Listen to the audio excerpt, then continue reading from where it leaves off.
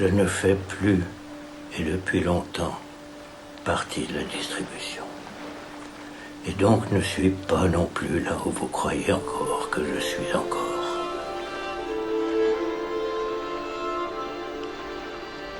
Je déjeune chez Cordelia et partage son silence.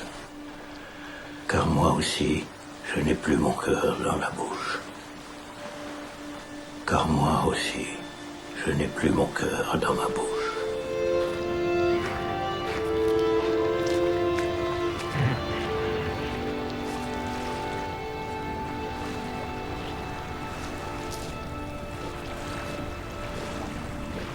Tout le monde en place? Tutti a posto!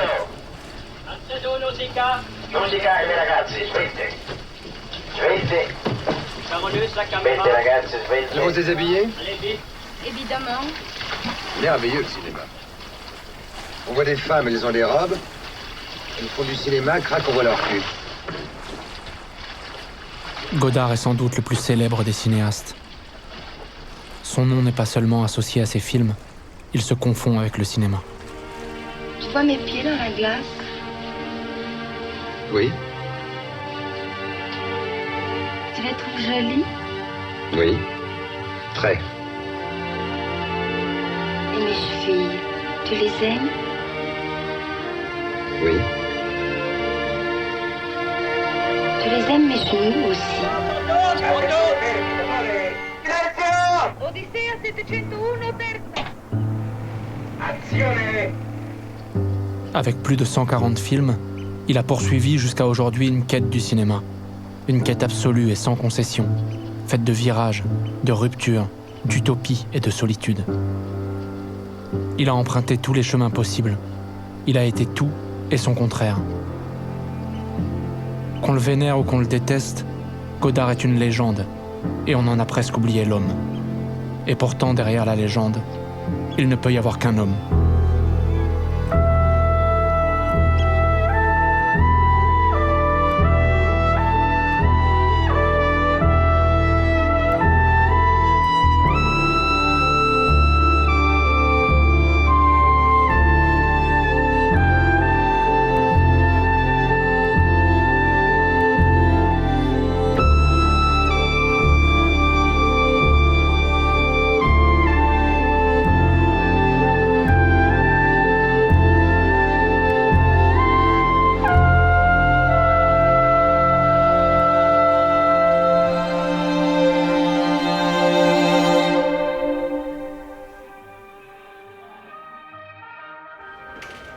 Je vais me présenter d'abord.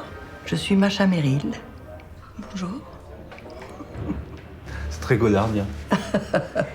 Il aimait bien ça, mais on regardait pas dans la caméra. On regardait au-dessus. Comme quand on est au cinéma, il disait il faut regarder comme ça. Vous savez, il y a une chose qu'on choisit pas, c'est sa date de naissance. J'avais 20 ans au moment de la Nouvelle Vague. New York Herald Tribune! New York Herald Tribune! Est-ce que tu m'accompagnes, Harold? C'est un moment absolument fondamental qui a changé la société, qui a changé le monde.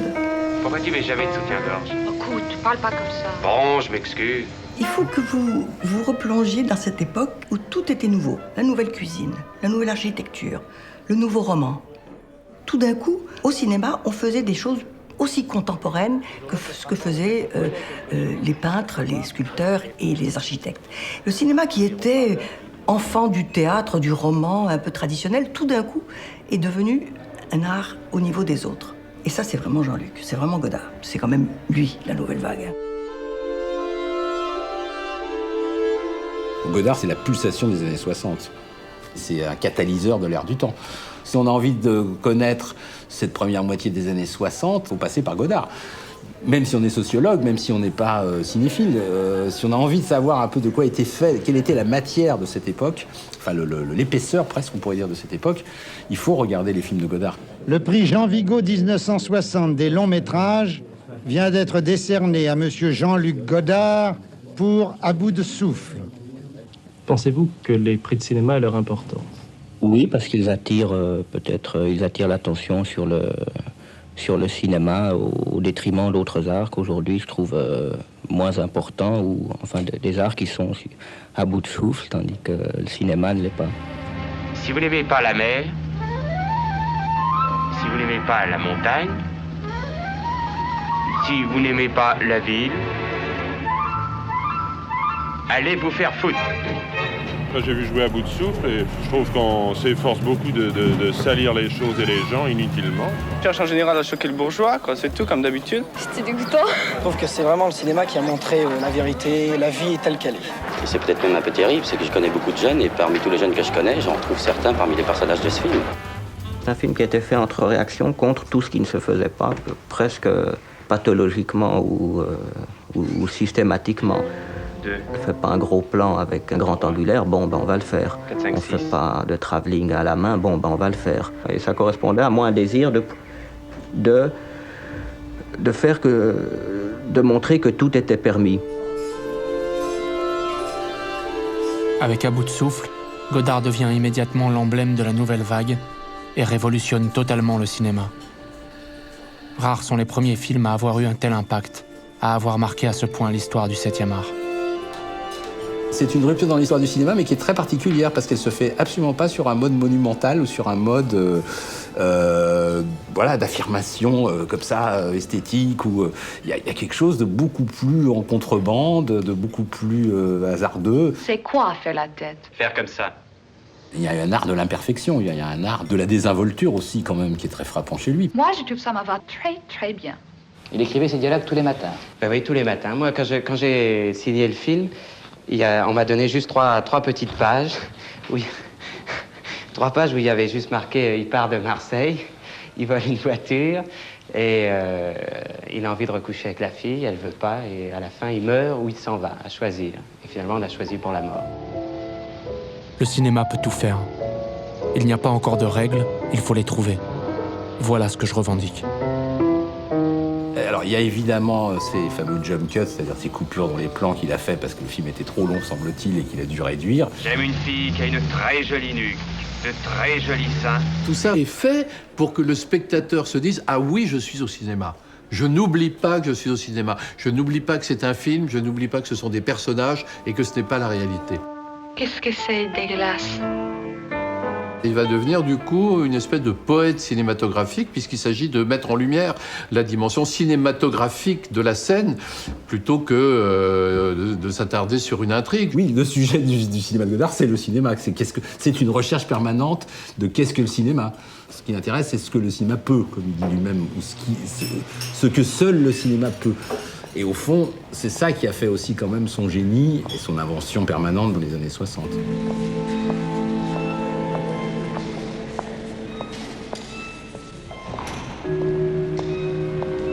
Il a toujours voulu être en dehors.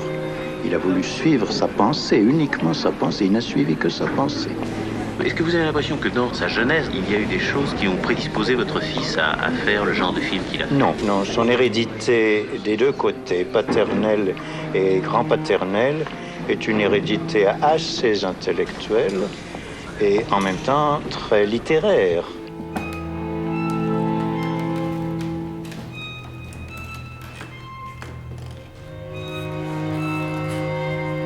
C'est dans les beaux quartiers de Paris que Godard voit le jour en 1930. Il grandit entre la France et la Suisse. Son père, Paul, est médecin. Sa mère, Odile, travaille pour une banque. Quand moi j'ai fait Godard par Godard, je lui ai demandé une photo de son enfance. Il m'a dit « j'en ai pas ». Du coup, j'ai pas insisté, il y en a pas. Et j'écris dans les cahiers un article qui s'appelle « Godard a-t-il été petit ?» Et je raconte que c'était impossible de trouver une photo de Godard petit. Godard s'est très peu exprimé sur son enfance. Cette petite phrase tout de même. Je me souviens qu'on me disait que je serais avocat. J'étais très discutailleur. En Suisse romande, on dit « Quel vilain garçon !» Il répond tout le temps. Mon père est très malheureux parce qu'il y a eu une rupture, parce qu'il est parti, parce qu'il a voulu faire du cinéma et que dans la famille, c'était considéré comme peut-être pas tout à fait dans la ligne familiale où on fait des études, on devient ci, ça, mais pas... Enfin, c'est considéré comme un artiste, entre guillemets. Et... Il part, hein. Il coupe les ponts.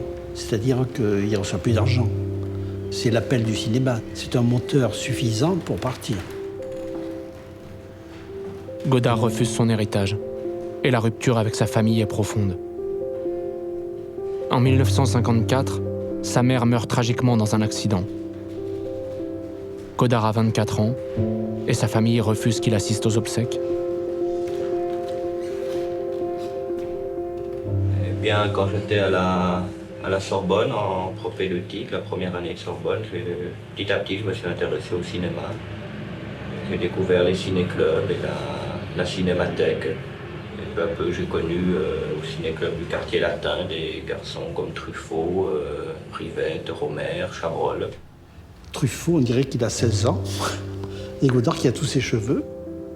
C'est au début des années 50, sur les fauteuils de la Cinémathèque, grâce à son fondateur, le charismatique Henri Langlois, que s'impose pour Godard et ses camarades cinéphiles l'idée peu commune que le cinéma est un art à part entière. Ce qui m'a toujours frappé, c'est que la classe cultivée et intelligente n'admet pas encore le cinéma comme un art. On voit encore des journaux écrire des articles qui en fait se demandent est-ce que le cinéma est bien un art. Il y avait aussi en lui, de toute façon, une forme de colère.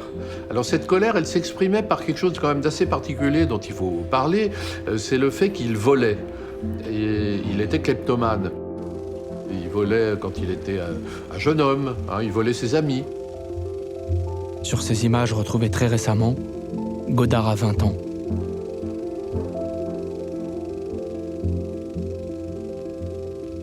En plus d'y jouer un rôle, il a en partie financé le premier film de Jacques Rivette grâce à de l'argent dérobé à un de ses oncles. Et du coup, il y a des légendes. Lui, il les accrédite, selon lequel il est parti avec la caisse des cahiers, par exemple. Ou bien qu'il vendait les livres de son grand-père, des petits trucs de démerde comme ça, voilà. C'est en devenant critique au Cahier du cinéma que le jeune homme prépare sa révolution. À la rédaction de la revue, les jeunes critiques se sentent déjà cinéastes. Ils ont une idée en tête qu'ils vont imposer au monde entier. À travers sa mise en scène, l'auteur du film est un artiste qui s'exprime personnellement. Pendant les années 50, ils fustigent le cinéma classique de l'après-guerre et veulent mettre à bas, comme l'écrit François Truffaut, toutes les fausses légendes. Pas de création sans destruction. À un moment, c'est aussi une posture politique. Et ça rejoint une idée essentielle de l'esthétique godardienne. Godard dit on n'a pas le droit de partir de l'harmonie. Il faut partir du chaos. Et il faut dégager l'harmonie du chaos. Par mon éducation et ma formation, j'ai le goût du paradoxe et l'esprit de contradiction, écrit Godard. Cet esprit de contradiction est sans cesse à l'œuvre chez lui et particulièrement dans le choix de son second film. On reproche à la nouvelle vague de ne montrer que des gens dans leur lit, alors je vais en montrer qui font de la politique et n'ont pas le temps de se coucher.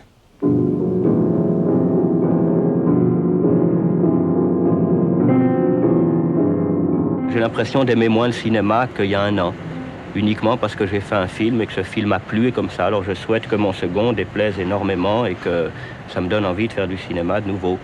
Là, les gens me font totalement confiance, alors j'espère que je vais les décevoir. Comme ça, ils me feront plus confiance et j'aime mieux travailler avec des gens contre lesquels il faut lutter. Tourné à Genève en 1960, Le Petit Soldat s'attaque à un véritable tabou, la guerre d'Algérie. Godard se montre provocateur. En mettant frontalement en scène la torture, le film ne peut pas être plus contemporain. C'est surtout un film contre À bout de souffle, c'est-à-dire qu'au fond, il sent venir peut-être déjà une forme de célébrité, et il casse ça tout de suite, avec un film qui va être interdit et qui ne sera pas visible avant plusieurs années. Finalement, le vrai sujet de Petit Soldat, c'est l'irruption d'Anna Karina dans le cinéma de Godard. À l'époque où il faisait À bout de souffle, il m'avait vu dans un film publicitaire. Il m'avait demandé de venir au bureau pour faire un tout petit truc dans un bout de souffle. Il vous a fait quelle impression à ce moment-là? Oh, c'était un homme bizarre, timide, comme ça, avec des lunettes noires, comme ça, il m'a fait un peu peur. Il n'est pas comme les autres. Ce que cherche Godard à ce moment-là, c'est quelqu'un qui est vierge, pas dans le sens strictement sexuel du terme, mais dans le sens cinématographique. Il veut sa Liliane Guiche, sa Ingrid Bergman, il veut sa muse. Où est-ce que vous voulez que je me mette? N'importe où. Oh, n'importe où, ça m'est égal, ça n'a pas d'importance. Vous faites ce que vous voulez, moi je vous photographie. Tenez, je vais vous poser des questions et vous allez me répondre. Vous avez l'air d'avoir peur, pourquoi? Oui, j'ai peur. Je trouve que c'est comme si la police m'interroge. Pendant le bout d'essai, il me regarde, il tourne autour de moi. La photographie, c'est la vérité. Et le cinéma, c'est 24 fois la vérité par seconde. Il ne desserrait pas les dents, ça ne me plaisait pas du tout. Il m'a détaillé de haut en bas. Là, maintenant, à quoi vous pensez? Vous pensez à moi? Oui.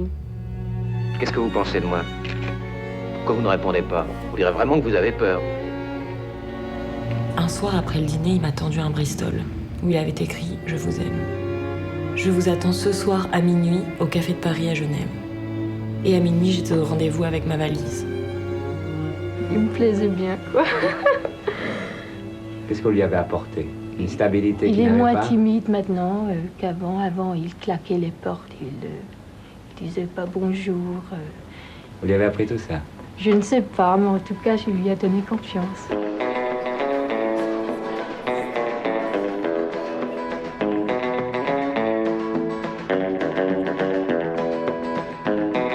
Le mariage a lieu en 1961. Godard fera tourner Anna dans 7 films. Dans la presse, Anna Karina devient la mariée de la nouvelle vague. Ça m'arrive très souvent. Je sais ce que ça veut dire. Je réfléchis avant de le dire pour savoir si c'est bien ça qu'il faut dire. Mais au moment de le dire, pif, je ne suis plus capable de le dire. Une grande passion, ça vous dit sûrement quelque chose. Ça serait dommage si ça vous disait rien. Vous savez qu'il peut rire aux éclats comme personne. Il aime bien faire quelque chose tout de suite. Il dit pas demain je pars pour Rome, il dit dans 5 minutes je prends l'avion et je pars pour Londres. Bon, on va en faire une dernière, c'est tout. C'est très bien, plus on l'a, mieux ça vaut pour moi. Moteur.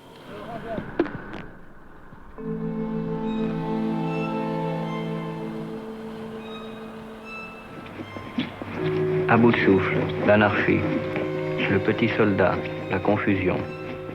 Une femme est une femme, le musical. Vivre sa vie, l'émotion. Les carabiniers, la guerre. Le mépris, le cinéma. Bande à part, la tendresse. Il fait quand même un nombre de films invraisemblables en très peu de temps. Il tourne sans arrêt. C'est un enchaînement de films. Il n'y a pas de moment où on se dit il est en train de réfléchir, il est en train de... Je sais pas, on a l'impression qu'il est tout le temps en mouvement. Et je vois même pas dans l'histoire du cinéma qui pourrait lui être comparé de ce point de vue-là. La vitesse, c'est quand même très important. Le tempo, on pourrait dire, le rythme, c'est fondamental. Enfin, c'est même presque ce qui est le plus important chez lui. Pourquoi est-ce que vous faites autant de films? Pourquoi est-ce que vous ne reprenez pas votre souffle? Mais parce que je crois que je m'arrêterais si je filme. Comme les soldats dans la guerre de Russie qui marchent, et puis ils savent que s'ils se couchent par terre, ils se relèveront pas. Godard, deuxième. Le son était mauvais la première fois, c'est la télé. Aucun de ses films n'atteint le succès d'À bout de souffle. Mais très vite, sa personnalité singulière, elle, fascine et attire les caméras. En quoi vos personnages font-ils bande à part, ou autrement dit, en quoi se distinguent-ils des autres? Moi je dirais plutôt c'est des gens normaux, c'est les gens qui se distinguent d'eux. Moi j'aime bien faire bande à part et mes personnages aussi.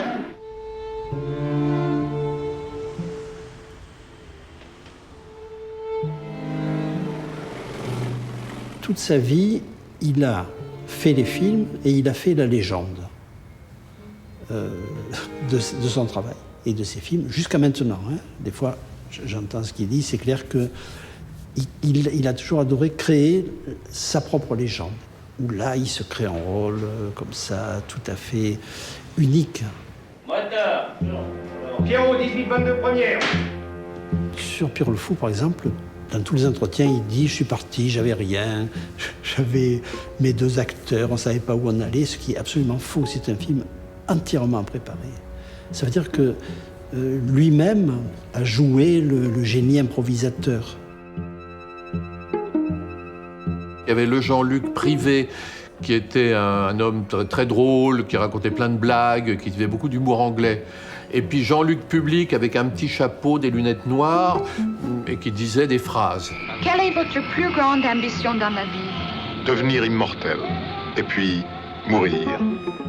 Et qui donc déconcertait toujours son interlocuteur par une phrase bizarre, qu'il déplaçait, qui dynamitait l'entretien. Moi, je suis un peintre qui fait de la littérature, si vous voulez. Je fais de la littérature, mais avec de la peinture. Il avait une nature un peu déconcertante au départ, mais enfin, il a amplifié ça. Toutes ces phrases énigmatiques, Godard les place aussi très souvent dans ses films, en chuchotant à l'oreille de ses acteurs. D'abord, on n'avait pas de texte, on n'avait pas de scénario. J'avais mis une oreillette avec les cheveux par-dessus. Tous les acteurs avaient des oreillettes. Et il nous dirigeait de derrière la caméra.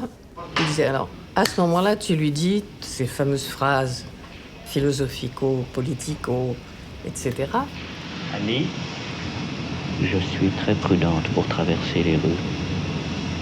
Je suis très prudente pour traverser les rues. Je pense à l'accident avant qu'il puisse arriver. Je pense à l'accident avant qu'il puisse arriver. Et que ma vie s'arrête là. Et que ma vie s'arrête là. Le chômage. Le chômage. La maladie. La vieillesse. La vieillesse. La mort jamais. La mort jamais. C'est terrifiant parce qu'on est complètement suspendu à l'oreillette et on a tout le temps dans l'oreillette des textes qui sont très très compliqués. Personne aujourd'hui ne peut savoir quelle sera la ville de demain.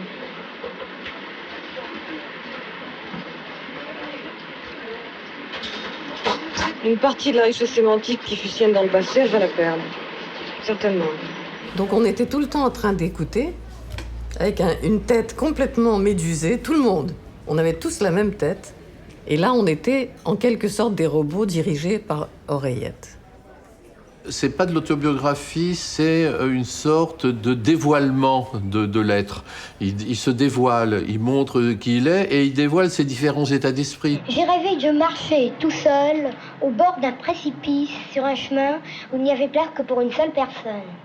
Moi, je me souviens, il y a une phrase que je demande à ma mère dans 2 ou 3 choses que je sais d'elle, ma mère Marina Vladi, et je lui dis... Maman, qu'est-ce que c'est le langage? Le langage, c'est la maison dans laquelle l'homme habite. Et alors, évidemment, elle ne savait pas, moi non plus, qu'elle citait Heidegger. Donc c'était toujours lui, c'était ses textes, c'était sa personnalité que nous exprimions tous. Qu'est-ce qu'on disait dans le... Moi, je m'en souviens plus. C'est le plan où je parlais du marin et la petite fille, c'est ça? Voilà. Oui, oui. Mais hors des plateaux, les citations de philosophes ne l'aident pas vraiment à communiquer avec l'autre. Ça va bien comme ça. Jean-Luc m'avait invité à dîner une fois dans un bistrot qui ressemble un peu à celui-là. Alors c'est la seule fois où il m'a invité à dîner. Je crois que c'est Coutard qui lui a dit, écoute, il faut quand même que une fois que tu l'invites à dîner. Alors on a dîné, on a commandé un œuf dur mayonnaise et on est resté assez silencieux face à face. On n'avait rien à se dire. C'est parce qu'il est ailleurs. Il est ailleurs depuis déjà un certain temps, quand même. Mais il était peut-être tout le temps ailleurs. Il n'est pas tout à fait parmi nous. Je pense qu'il a des grands amis, des gens qui l'aiment, et des femmes qui l'ont aimé, tout ça, mais... C'est un pur esprit, c'est un homme qui n'est pas en chair. Pourquoi t'as l'air triste?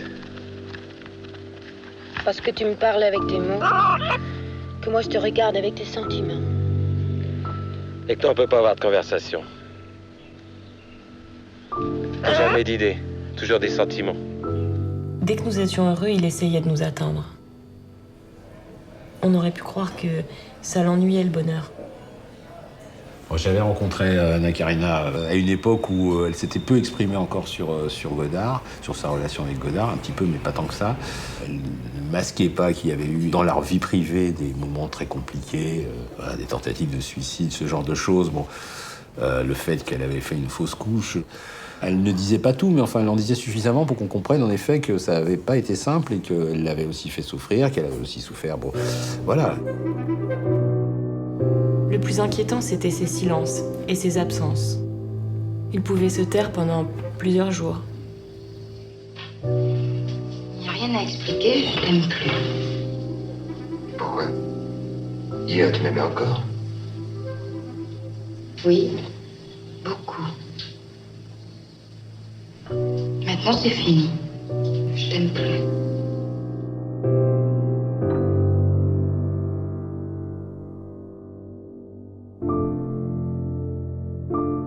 Ce qui concerne Jean-Luc, je crois que ça a été une époque très importante pour moi. Pour Jean-Luc, je crois pas que c'est terminé parce que pour ceux qui ont aimé les films qu'il a fait avec moi, je crois que c'est une chose qui reste.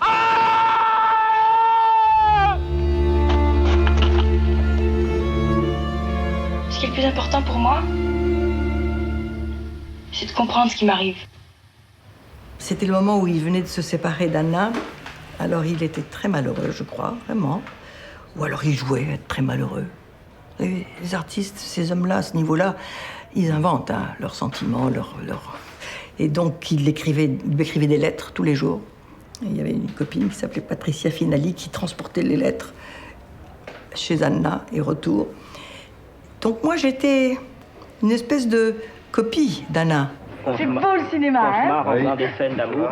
Oui. Il faut vous mettre plus les mains soient plus là. Ce film-là est un film particulier. Parce que d'abord, je suis dans tous les plans.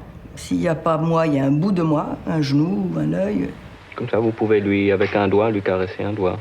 Une alliance, peut-être. Oui, comme ça. Hein? Oui, c'est ça. Puis un doigt, juste.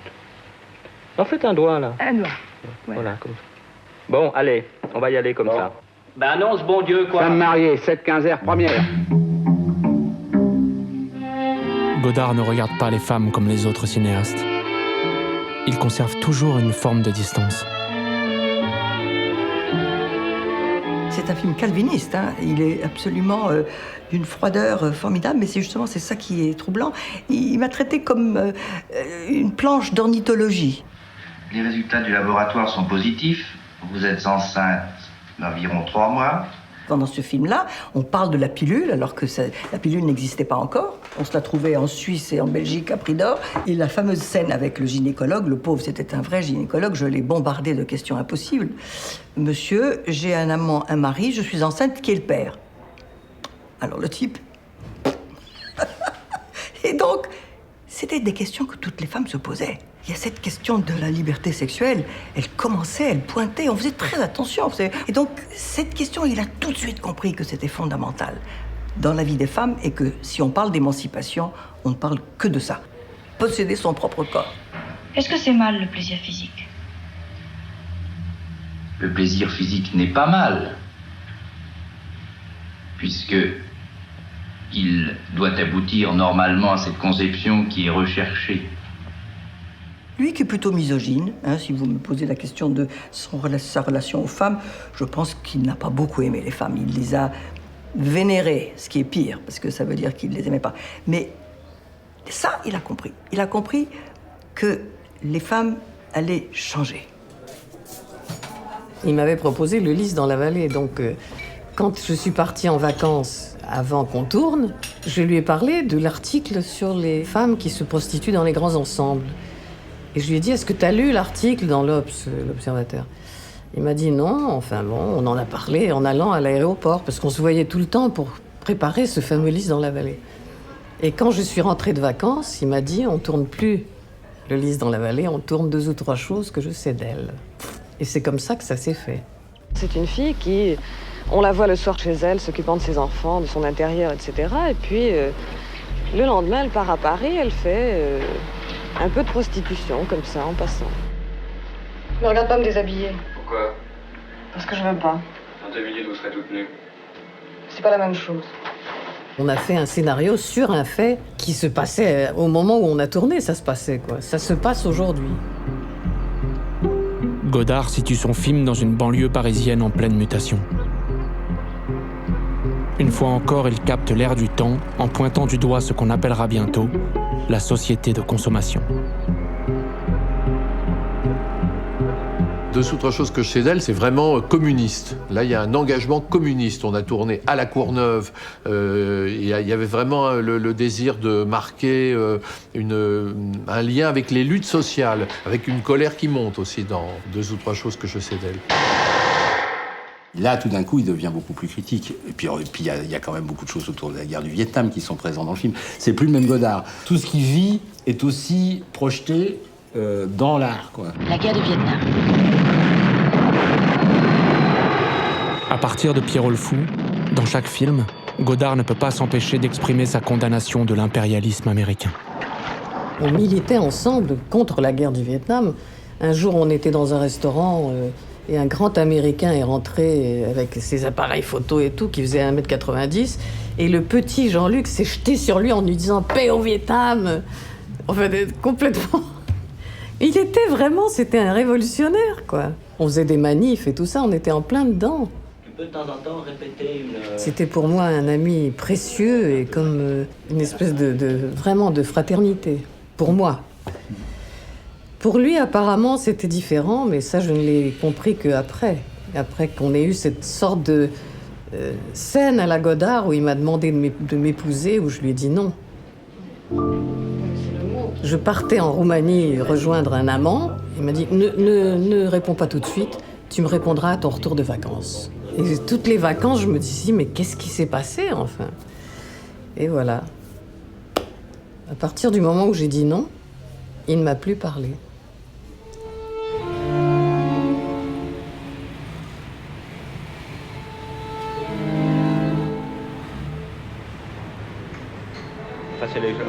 En quelques années, Godard est parvenu à incarner plus que tout autre la figure de l'auteur. François Truffaut lui-même s'en amuse. Godard sera-t-il bientôt plus populaire que le pape, c'est-à-dire juste un peu moins que les Beatles? Pourtant, cette place inédite pour un cinéaste, Godard va bientôt tout faire pour la quitter. Un jour, j'avais 8 ans, et Jean-Luc est arrivé à la maison avec une caisse de petits livres rouges, puisqu'il était allé chercher cette caisse à l'ambassade de Chine à Paris, qui venait d'ouvrir grâce au général de Gaulle. Et Jean-Luc, le jour de l'ouverture, est allé chercher des petits livres rouges, et il les a posés, et il en a sorti un, il me l'a donné, il dit « Tiens, Christophe, tu l'expliqueras à tes parents ». Le Vietnam brûlait, moi je hurle Mao Mao. Johnson rigole et moi je vole Mao Mao. Le napalm coule et moi je roule Mao Mao. Les villes crèvent et moi je rêve Mao Mao. Les putains crient et moi je ris Mao Mao. C'est le petit livre rouge. Ici, Radio Pékin.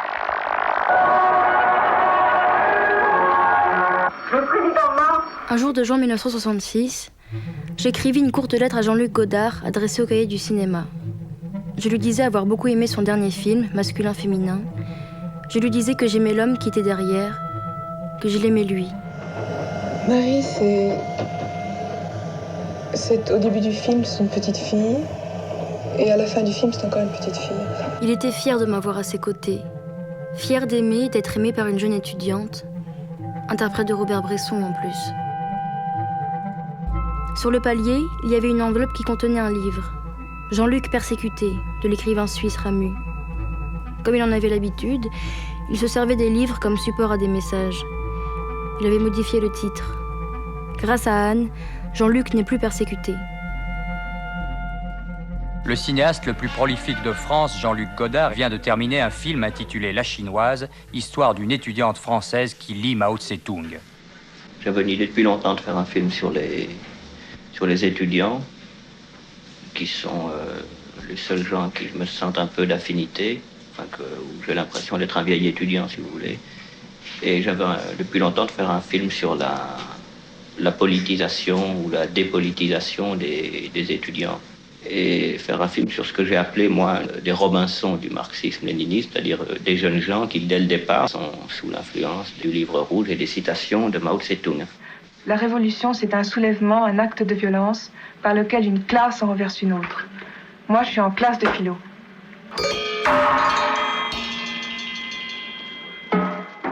Jean-Luc me contemplait tendrement. Je te charge de me raconter tout ce que tu verras et entendras à Nanterre. En dehors de quelques tracts que je lui rapportais sans les avoir lus, les rares discussions auxquelles j'avais tenté de participer portaient sur Michel Foucault, Althusser et Lacan, considérés comme les seuls grands intellectuels de l'époque. Au moment où il entreprend La Chinoise, c'est en ayant découvert et en décidant de faire un film qui documente l'apparition d'un courant politique qui est l'union des jeunesses communistes marxistes-léninistes, c'est-à-dire ce nouveau groupe pro-chinois ou maoïste très influencé par le philosophe Louis Althusser. Donc c'est une façon d'utiliser et la fiction et le documentaire mêlés pour chercher comment se situer dans son présent. Du point de vue stratégique, il faut mépriser tous les ennemis et, du point de vue tactique, en tenir pleinement compte. Son coming out politique, c'est La Chinoise. C'est La Chinoise pour nous, quoi. Il y a une chose inexplicable. Vous êtes contre le capitalisme. D'accord. Vous êtes contre le régime autoritaire. J'ai décidé.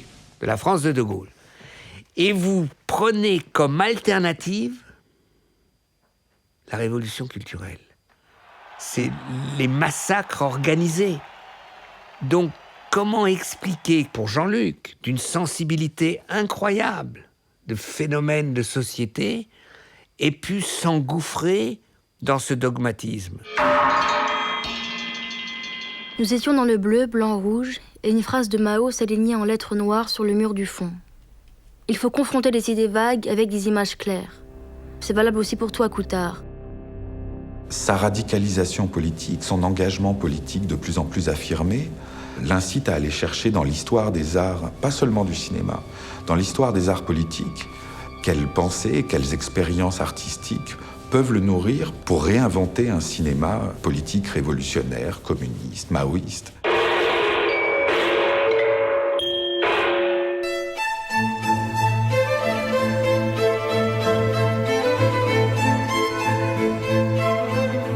Moi, j'ai l'impression que je commence seulement à raconter des histoires, et que c'est le cinéma traditionnel, entre guillemets, qui n'en raconte plus.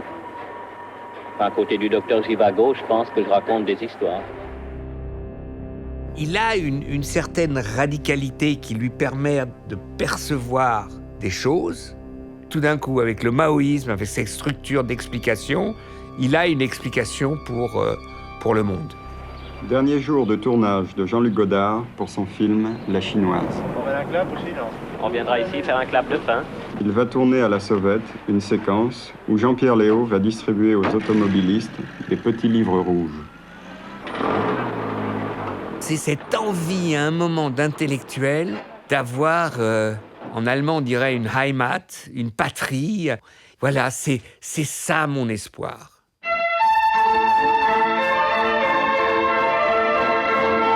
Moi, Romain Goupil, inscrit aux jeunesses communistes révolutionnaires, considère qu'il faut condamner Godard pour son film La Chinoise. Il a trahi le marxisme-léninisme. Deuxième point, il n'a pas l'excuse de la fiction. Troisième point, il a fait des militants des cas névrotiques. Je fais cette interview, je dis du mal, mais vraiment, là, frontalement. Je suis tout jeune, j'ai 16 ans. Je déteste ce film. Mais de toute façon, je déteste toujours La Chinoise, sauf que j'y trouve maintenant une espèce de folie sur le tournage. Les Chinois de l'ambassade ont détesté. Ils m'ont dit que je ne comprenais rien à leur pays, rien à leur révolution, rien au petit livre rouge. Ils m'ont dit que mon film était l'œuvre d'un crétin réactionnaire et que s'ils en avaient le pouvoir, ils m'interdiraient de l'appeler La Chinoise, dit-il d'une voix morne. Je retins mon envie de rire, car je comprenais que sa peine était sincère. Je suis tellement déçu, dit-il encore. Aujourd'hui, l'esthétique du cinéma est devenue une esthétique qu'il faut bien appeler capitaliste et américaine, puisque les 9/10 des films qui se font dans le monde sont des films américains. Donc, en tant que cinéaste en Occident qui faisons des films, notre problème est totalement contradictoire. Nous voulons faire des films révolutionnaires, mais d'abord, nous ne sommes pas dans une situation révolutionnaire, même en dehors du cinéma. Et en plus, moi, je suis forcé, en tant que cinéma, je suis forcé de travailler toute la journée avec des gens qui me haïssent et que moi, je méprise. Et cependant, et donc, c'est là, et je suis forcé de faire la coexistence pacifique. Toute la journée au Lido, je passe mon temps à sourire à des gens qui ne sont, même que je ne méprise même pas, qui ne sont rien, qui ne devraient pas exister, ou que moi j'enverrais dans les prisons. Il était victime de son aura de Jean-Luc Godard. Il en souffrait. Et je crois que c'est très profond. Il souffre du fait qu'il est provocateur, qu'il est de la rupture, mais cette rupture l'isole et il souffre de cet isolement. Marions-nous. Tout serait tellement plus simple, proposait Jean-Luc. Si je demande ta main, on sera considéré comme fiancés et on nous fichera la paix. Soit, mais tu dois demander ma main pour de vrai. À qui? À mon grand-père? À François Mauriac? Jean-Luc était mignon, mais mignon. Il aurait eu un bouquet de fleurs à la main, que c'était le portrait craché de Buster Keaton dans Fiancé en folie. Jean-Luc était un homme léger, drôle, inventif et tendre, auprès de qui je ne m'ennuyais jamais et qui continuait à me charmer. Ma mère nous apprit que notre mariage était annoncé dans les carnets mondains du Figaro. Nous étions abasourdis. À peine étions-nous dans la rue que nous fûmes entourés par plusieurs photographes et journalistes. Ils nous bombardaient de questions. Godard écrit « J'ai toujours voulu les deux à la fois, me faire connaître et me faire oublier. » Il se sent de moins en moins à sa place. Le cinéma, dans son organisation et sa fabrication, ne s'accorde plus avec ses convictions politiques. Sa colère grandit. Et c'est évidemment sur l'écran qu'elle va s'exprimer.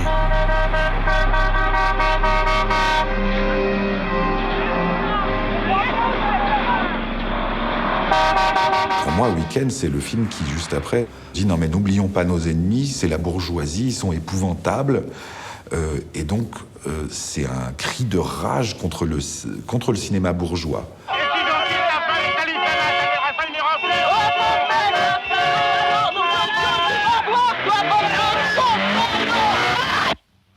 Mireille d'Arc est sans doute engagée pour cette raison-là qu'elle incarne ce cinéma Lautner-Audiard que Godard déteste. C'est un film qui est méchant, qui est dur, qui est...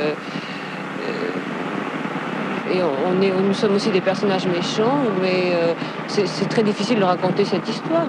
Comme pour beaucoup de films de Godard, quand on essaie de les raconter, on raconte pas grand-chose de l'expérience qu'on fait en les voyant.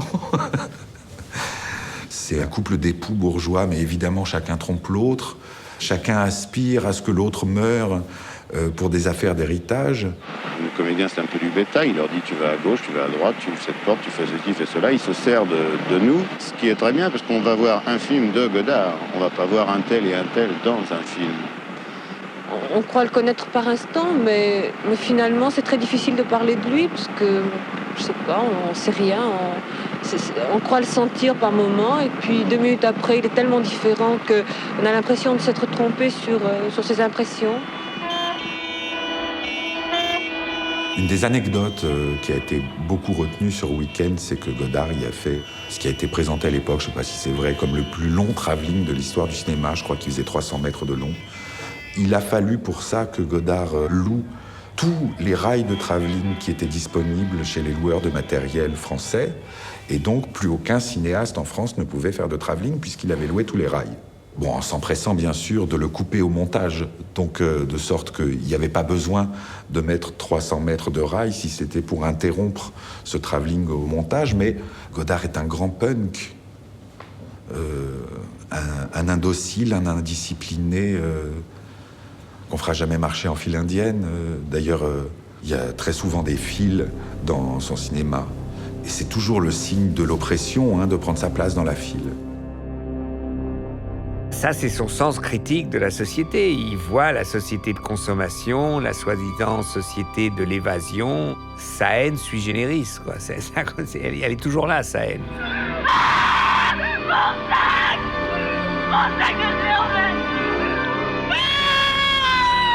Nous sommes menés par une logique infernale qui nous conduit tout droit à la destruction. Une autre phrase, alors qui contredit ça, que j'ai toujours gardée. Si nous, gens de cinéma, prétendons encore au titre d'artistes, nous ne devons pas oublier qu'il implique le respect strict de cette règle. Il n'y a pas de moralité vraie qui ne comporte de résistance farouche à la tyrannie. Comme s'il était une nouvelle fois entré en résonance avec la société, cette résistance farouche à la tyrannie, Godard va très vite avoir l'occasion de la mettre en pratique, en dehors du cinéma.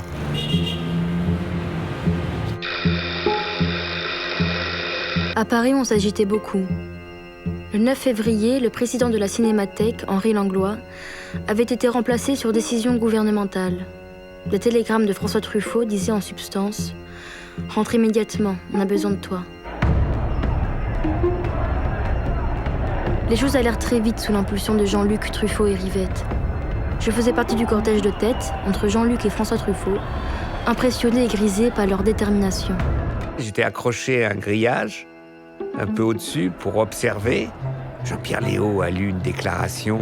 Si vous voulez, il se croyait au Palais Bourbon pendant la Révolution française, il déclamait ça.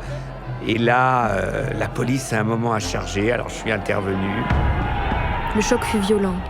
Les policiers répliquèrent à coups de matraque et la bagarre devint générale. Le gouvernement gaulliste ne l'a pas mesuré en le faisant, mais s'attaquer à Langlois, c'était s'attaquer à une figure tutélaire, à un père spirituel. Et ça marche. C'est une mobilisation victorieuse.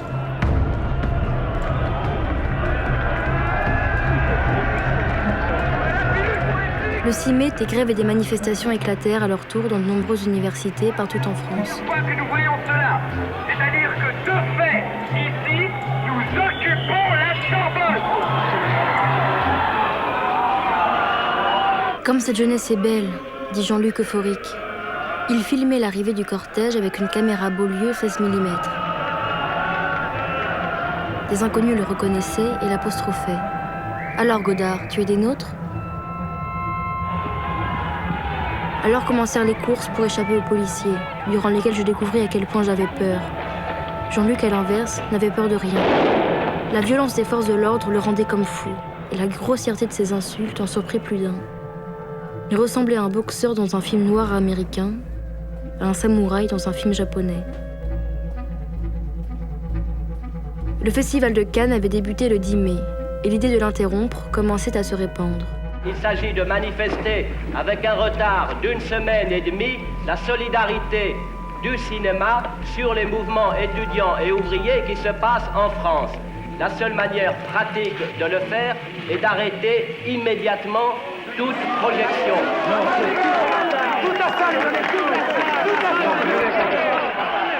vous parle de solidarité avec les étudiants et les ouvriers et vous me parlez travelling et gros plans. Vous êtes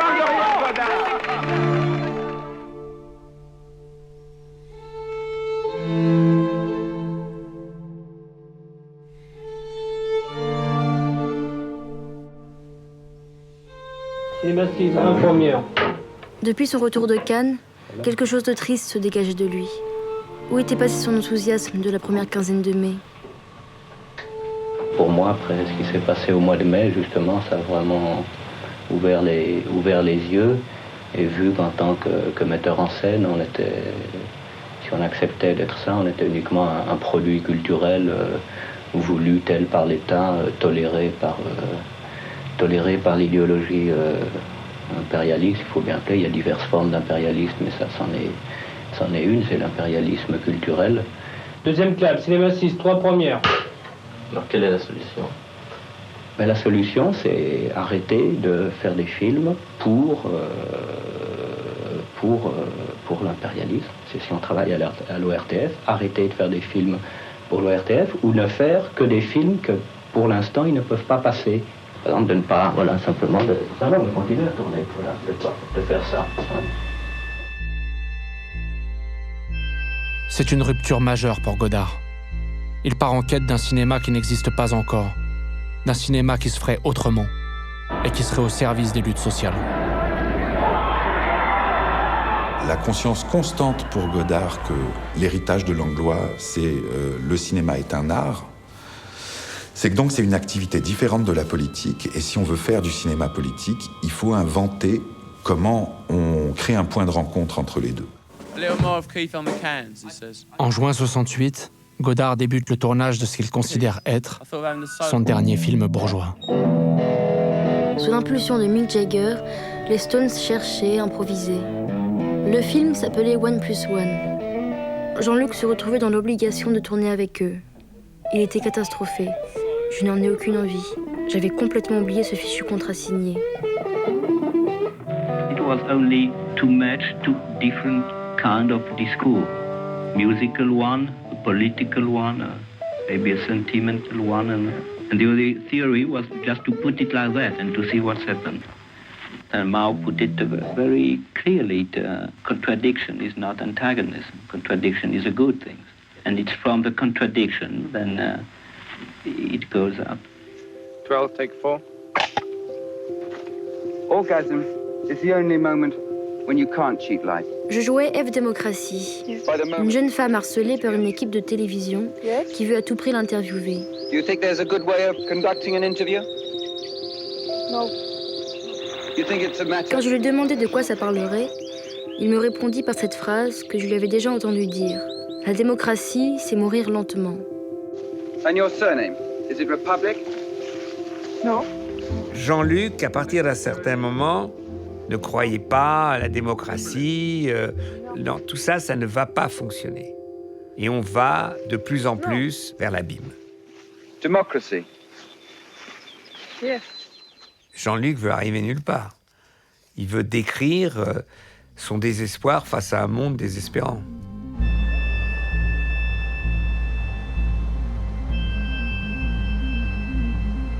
But as soon as you have seen him, if you have to follow Anne, you follow Anne. À la fin du film, ils exécutaient F Démocratie. Jean-Luc lui-même entrait dans le champ et m'aspergeait d'hémoglobine. On me déposait ensanglanté sur le plateau d'une grue de cinéma qui s'élevait vers le ciel. Dernière image du film.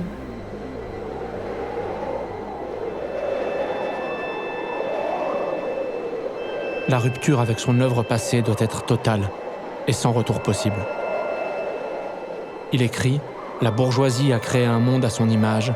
Camarades, détruisons cette image. » J'ai évoqué une fois, moi, on était tous les deux à bout de souffle, où Pierrot le Fou, j'ai cru que j'allais le perdre. C'est quoi, tu me parles encore de ces merdes, je voudrais que tous ces films disparaissent, pourquoi il y a encore des négatifs, pourquoi ils n'ont pas brûlé le négatif et tout. Il a un compte à régler par rapport à un moment où il pense qu'il a fait des concessions esthétiques, lui il dit que c'est des concessions politiques, mais c'est n'importe quoi. Il pense qu'il a fait des concessions dans le récit, dans le scénario, et il lutte contre lui-même. À sa demande, nous étions allés rencontrer Danny Cohn-Bendit chez lui, à Francfort. Ils avaient projeté de réaliser ensemble un western politique. Mais ils parlaient tellement, se coupant sans cesse la parole, que presque rien ne sortait de ce premier entretien. Oui, c'est tout à fait vrai. C'est une histoire complètement barjot et incompréhensible. Je ne sais pas comment j'ai eu à un moment l'idée faire un western avec Godard, un western politique. C'était une idée, c'était un fantasme d'enfant, si vous voulez. Il a trouvé un producteur italien. Donc, on se retrouve à Rome où on discute collectivement du film qu'on va faire. Bon, alors on est en assemblée générale, la caméra est à la disposition de tout le monde. Godard cherche à faire politiquement des films politiques et commence par abolir la notion même d'auteur. Donc, il a affaire avec une contradiction douloureuse et compliquée, qui est comment continuer de faire du cinéma sans rien céder sur l'exigence du cinéma comme art, l'orienter en faveur des mouvements révolutionnaires en cours et sans être le patron sur le plateau. Faire une assemblée générale parce que l'affaire était encore le meilleur moyen d'en parler. Jean-Luc était un peu perdu là-dedans, il écoutait. Pour nous, oui, c'était un jeu. Et pour lui, c'était sérieux. Ce tournage va devenir un véritable chaos d'affrontements entre les courants politiques auxquels se rattache Daniel Cohn-Bendit, qui à l'époque était anarchiste et refusait toute professionnalisation de la politique. Gian Maria Volonté, qui était proche d'un courant un peu hétérodoxe du Parti communiste italien.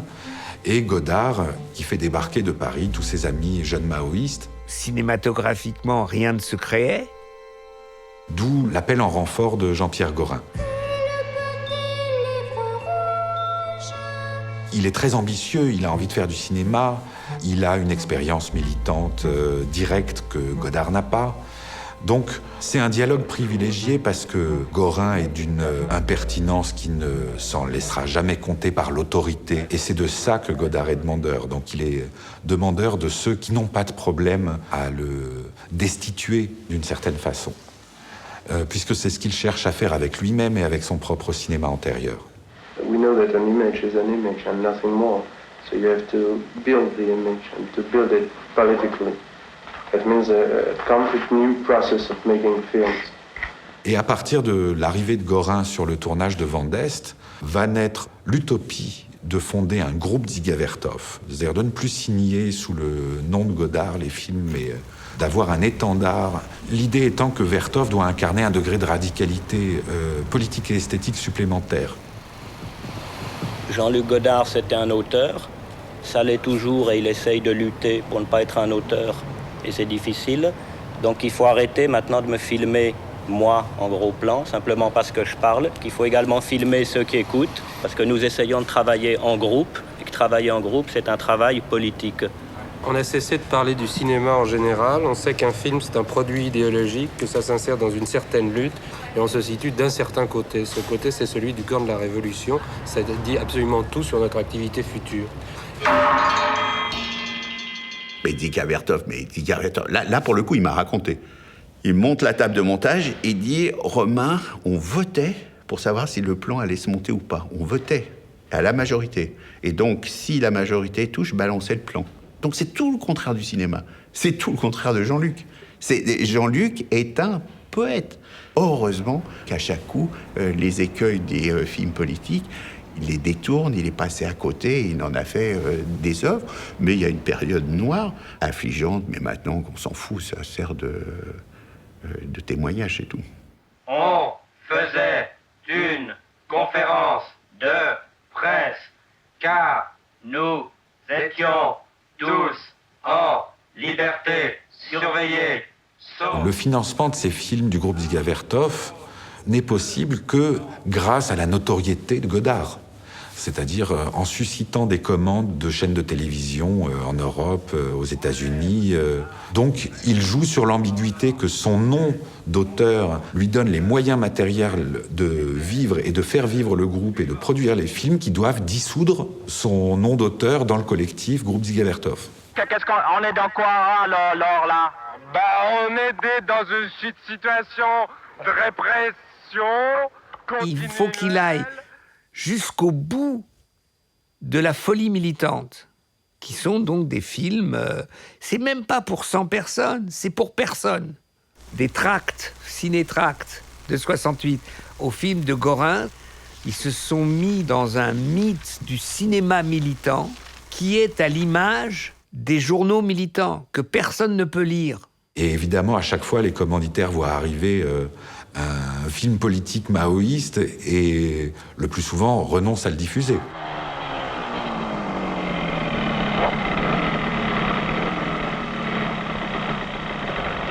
Les films du groupe Dziga Vertov resteront quasi invisibles pendant plusieurs décennies.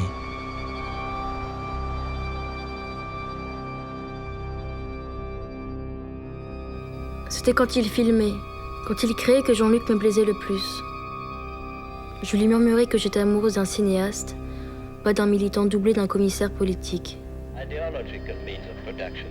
Une grande partie de mes problèmes avec Jean-Luc date de l'arrivée de Gorin. Gorin a mené le pire à Jean-Luc, l'entraînant vers un cinéma qui profondément n'était pas le sien. Il a fait le vide autour de lui. Je suis partie pour cela, parce que Gorin a fini par vivre avec lui à ma place. Notre séparation définitive prit plus d'1 an, presque 2. Cela fut extrêmement douloureux pour lui comme pour moi. La fin malheureuse de notre histoire devint banale et privée. Je cessais d'être un témoin privilégié de l'époque. Je ne l'écrirai pas.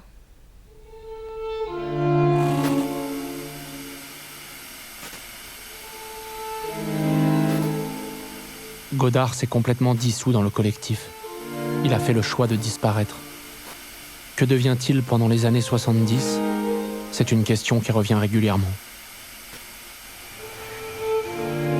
À l'abri des regards, après le délitement des utopies révolutionnaires, il va trouver le chemin d'une réinvention en remettant tout en question, à commencer par lui-même.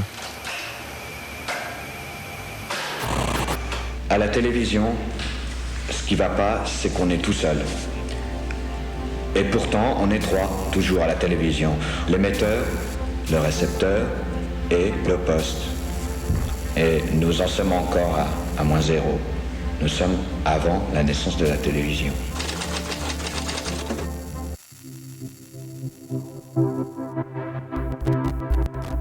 Sept ans plus tard, Godard va s'installer en Suisse, à Rolle, là où il a en partie grandi. Il sera alors l'un des tout premiers à essayer de mettre les nouveaux outils vidéo au service du cinéma. Après les espérances collectives, voilà le temps de l'autarcie technologique.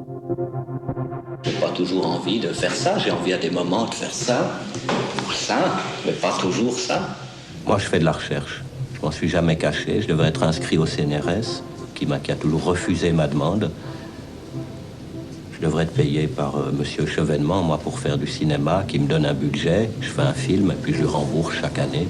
Or, le cinéma, la recherche est interdite. C'est drôle parce que le spectateur a droit à la recherche du plaisir, mais la recherche, et moi, je m'en suis jamais caché, ce qui fait que j'aime mieux dire que je suis un scientifique et on rigole. Godard a toujours été fasciné par la technique, il a toujours aimé inventer, trouver. Voilà, la trouvaille technique, c'est quelque chose qui, dans sa complicité avec Raoul Coutard, a donné des moments de cinéma assez incroyables. Et à partir du moment où Godard va s'installer tout seul à Rolle, à partir de 1977, il va constituer dans sa maison un véritable studio où il va pouvoir assouvir ce fantasme de faire du cinéma tout seul. C'est une petite chose, hein, mais c'est un des endroits qui, technologiquement, est le plus au point dans le monde du cinéma. Hein. C'est vraiment un outil de pointe que Godard s'est fabriqué. Et il va pouvoir réunir des images, les rapprocher, voilà, comme une sorte de sorcier dans son laboratoire. Hein. Bah, tu vois, ici, je sais pas, c'est quand même simple. C'est simple parce qu'il n'y a plus de machin, il n'y a que des machines. Machin, machine, tu vois. Moi, machin, relation avec une machine, puis homme, femme, machin, machine. Numéro 2 s'ouvre autour de cet étrange patron, hein, comme il dit. Je suis un patron et mes ouvriers, ce sont les machines. Et je suis au milieu de ces machines et c'est ma manière désormais de travailler. C'est vraiment un moment où Godard s'autorise pour la première fois depuis longtemps à dire « je ». Et c'est ça qui lui permet de repartir, débarrassé de tout ce qui l'empêchait si longtemps de dire « je ». Le jeu est anti-militant. Il y a un type qui s'est appelé Jean-Luc, puis tout le monde lui a donné un autre nom. Les gens ont dit Godard. Et pourtant, il y avait marqué Jean-Luc. Et les gens ont lu Godard. Qui sont les escrocs? Celui qui dit Jean-Luc ou bien ceux qui lisent Godard?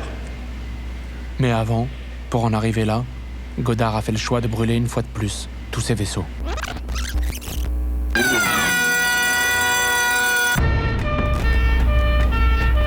Le 9 juin 1971, il est victime à Paris d'un grave accident de moto.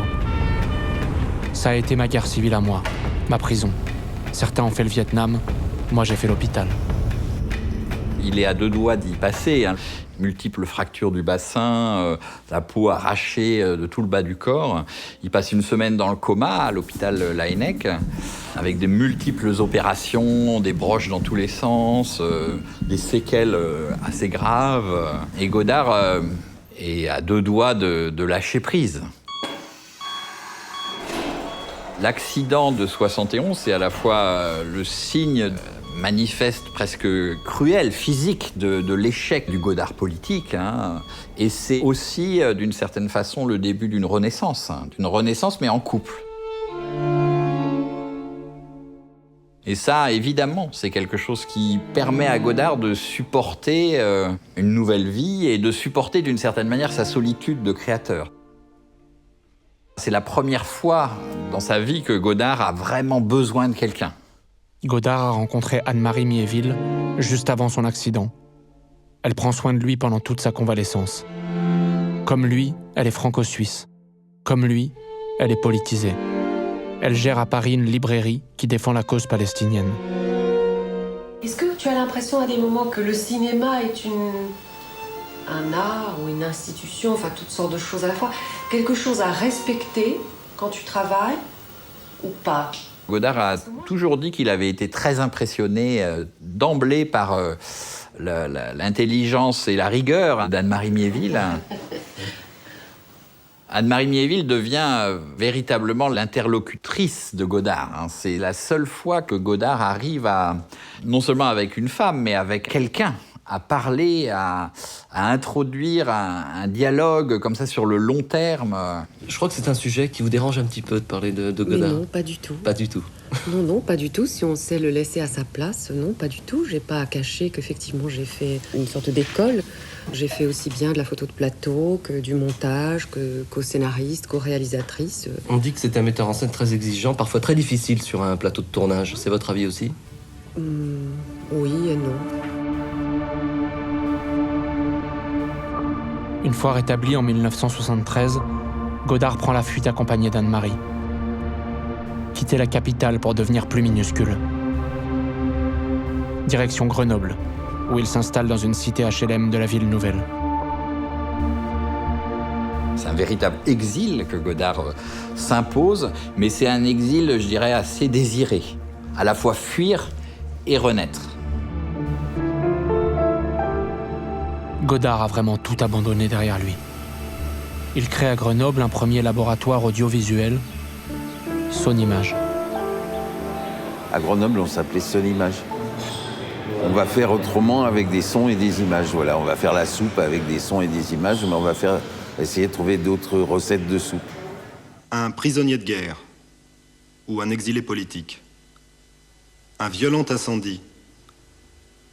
Une histoire. Une longue histoire, Sherazade. Je me rappelle un jour, on se posait un problème de tournage, on se posait un problème de mise en scène, quoi. Et à un moment donné, Jean-Luc, il dit, bon, si c'était Renoir, il ferait comment? Alors, si c'était Renoir, il mettrait la caméra là, un objectif de 50 mm à hauteur de regard, et il ferait rentrer côté cour et sortir côté jardin.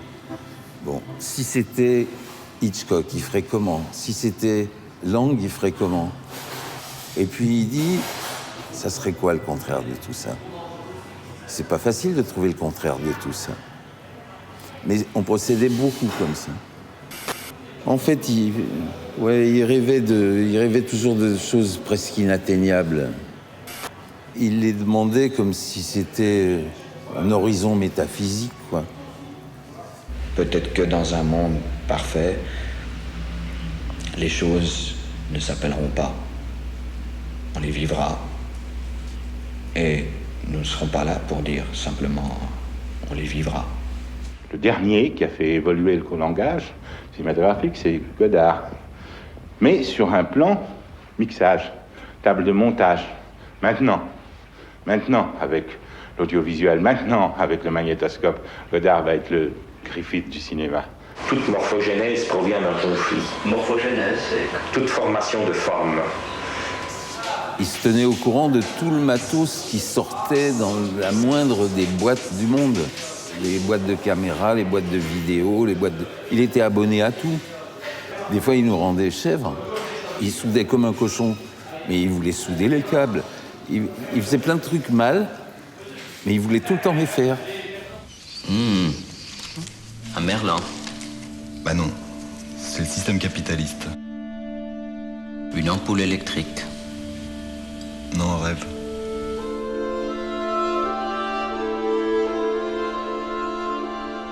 J'avais 16 ans et demi, j'étais enceinte, j'attendais un gamin. Qu'est-ce que vous appelez vieillesse? La retraite des vieux. Si vous faites des images des amis, pourquoi ça vous rendrait pas satisfait? Oui, il m'est arrivé de faire un film sur mes amis. On a flanqué de l'engrais comme d'habitude, c'est-à-dire pas mal. Eh bien, on a récolté à peu près, même pas le quart de l'herbe qu'on a l'habitude de récolter. Les années 70 sont marquées par 2 grandes séries, réalisées avec Anne-Marie Miéville pour la télévision. Godard part à la rencontre de ses contemporains, qui l'écoutent et filment à hauteur d'homme. Il continue à tendre un miroir à tous ceux avec qui il partage le temps présent. C'est clair que j'existe, mais ce sera obscur, parce qu'il fera nuit. Même dans la nuit, ce sera clair pour toi que tu existes. Oui. Est-ce qu'il y a des choses, tu peux me donner des exemples de choses obscures dans ta vie? La nuit. Moi, ce qui me touche chez Godard, c'est quand même une forme de générosité. Par rapport, je dirais, aux plus faibles, souvent, ou aux victimes de l'histoire. Godard n'a jamais été, finalement, du côté des puissants. Il est toujours resté du côté de ceux qui sont un petit peu les perdants de l'histoire. C'était pas facile de rester avec proche de lui et d'Anne-Marie. C'était pas facile du tout. Parce qu'il fallait la fournir, la contradiction, tout le temps. Et donc, au bout d'un moment, c'est match de foot tous les jours. Oh. Est-ce que parce que je fais des images au lieu de faire des enfants, est-ce que ça empêche que je sois un être humain? Quand on l'a bien approché, on s'aperçoit de tout ce qu'il transporte avec lui de dur, quoi. De blessures mal refermées. Et puis en même temps, moi quand je pense à lui, je repense à son sourire d'enfant extraordinaire. Il a des fois des sourires incroyables. Ou des fois quand on arrive à le faire rire, ce qui n'est pas facile. Alors tout d'un coup, il rit, c'est un vrai rire, quoi. J'adorais son rire.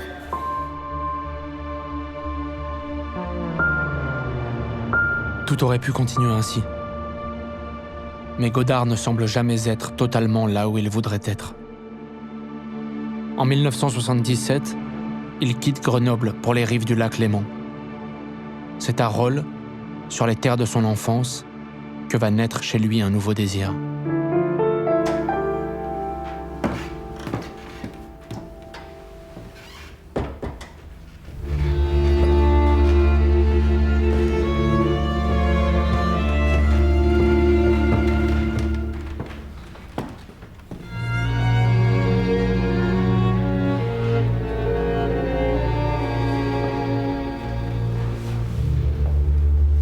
Je l'ai appelé il n'y a pas si longtemps que ça, pour lui dire que je pensais à lui et qu'il va savoir comment il allait.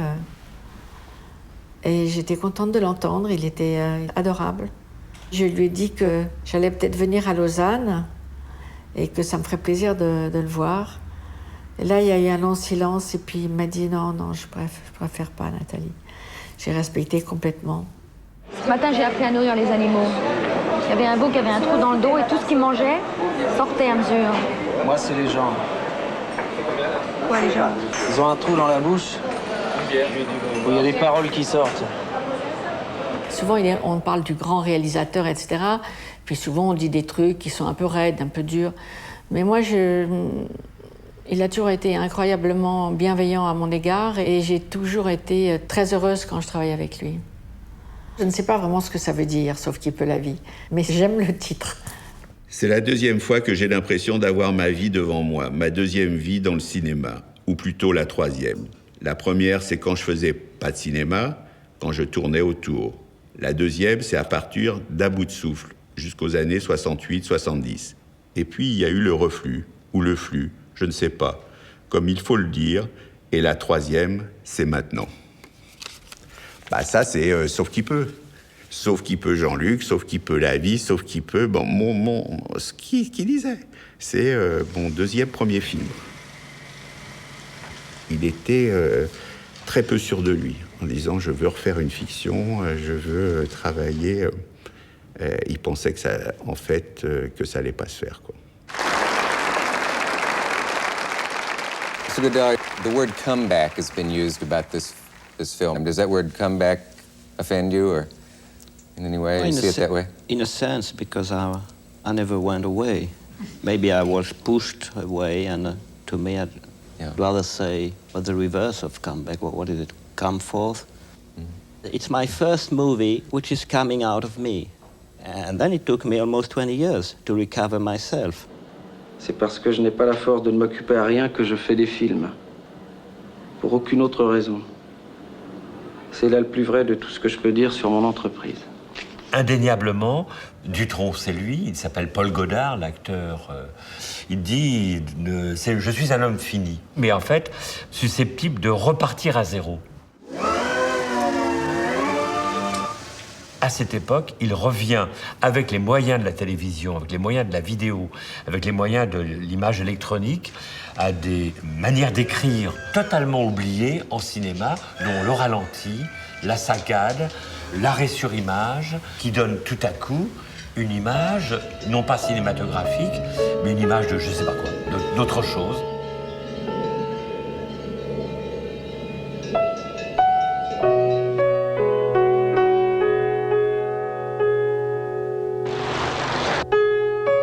C'est probablement de la peinture. D'ailleurs, je me souviens, il y avait le critique à l'époque, Pascal Bonitzer, qui avait dit « Sauf qui peut la vie, c'est pas la caméra stylo, c'est la caméra pinceau ».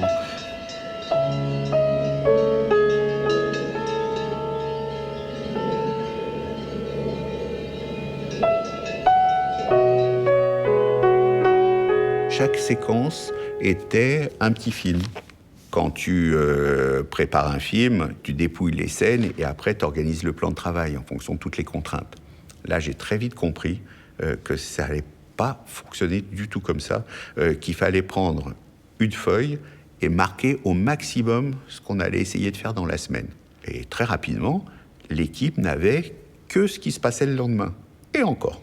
Comme toujours avec Godard, quand il y a une date de premier jour de tournage, et en général, on ne tourne pas le premier jour, puis le deuxième jour, on ne tourne pas, puis le troisième jour, on ne tourne pas toujours. Enfin, c'est ce qui s'est passé en tous les cas pour Sauf qui peut la vie. Mais c'était ton programme ou le mien?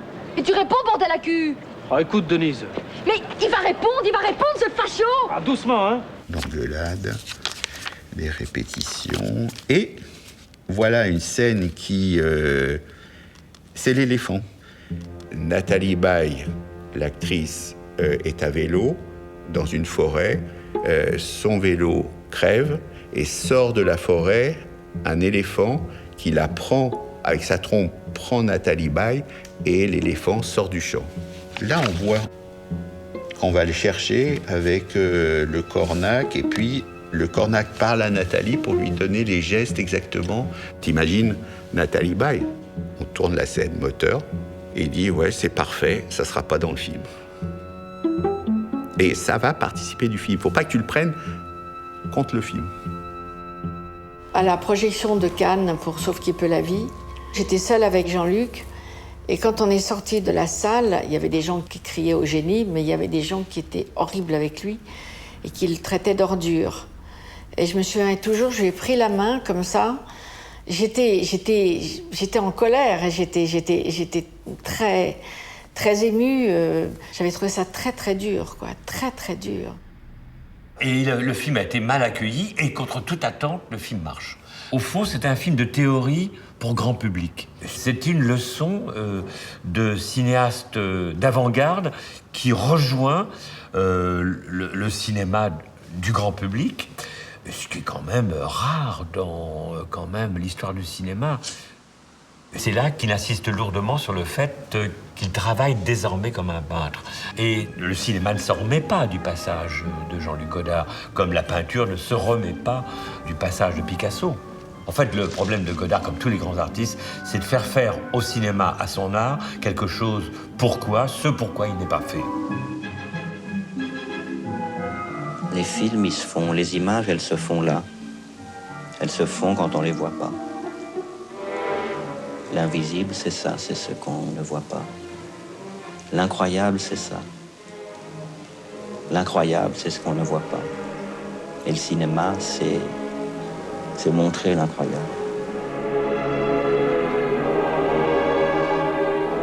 C'est une nouvelle période qui s'ouvre pour Godard. Il poursuit ses recherches visuelles et narratives, mais en réintégrant le système de production classique.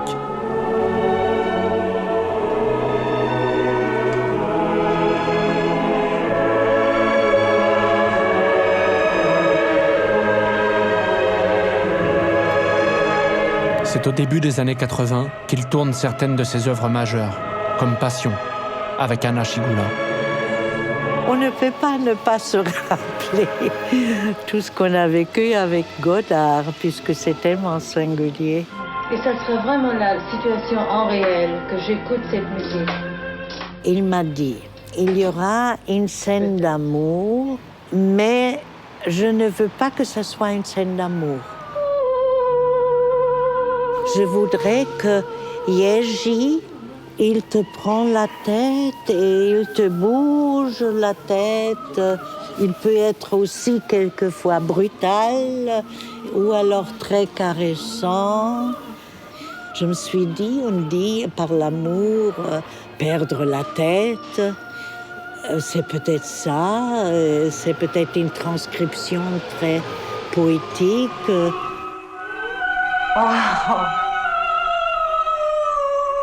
Il part du principe que c'est mieux de ne pas manger tout à fait à sa faim, de ne pas comprendre tout, surtout pas ça. Oui. Oui, parce que dès qu'on pense qu'on a compris, une fenêtre se ferme. Moi, je comprends. Moi, je te comprends quand même pas bien. Peut-être c'est pas tellement utile de comprendre. Ça suffit de prendre. Une ouvrière se fait renvoyer par son patron. Elle tombe amoureuse d'un étranger, venu pour tourner un film dans la région. Mais la femme du patron tombe à son tour amoureuse de l'étranger. Et lui n'arrive pas à trouver une histoire pour son film, alors qu'il y en a 50 autour de lui. Il avait l'habitude de toujours se plaindre. Non, jamais personne ne était vraiment avec son film, alors que tout le monde était vraiment avec son film. Alors, il y avait comme des plaies enfantins qu'on sentait chez lui, mais qu'on ne pouvait pas trop... Enfin, jamais j'aurais parlé avec lui de ça. Mais lui, il aime la peine aussi, je crois. Et il aime la sentir, je crois, et il aime la donner aussi.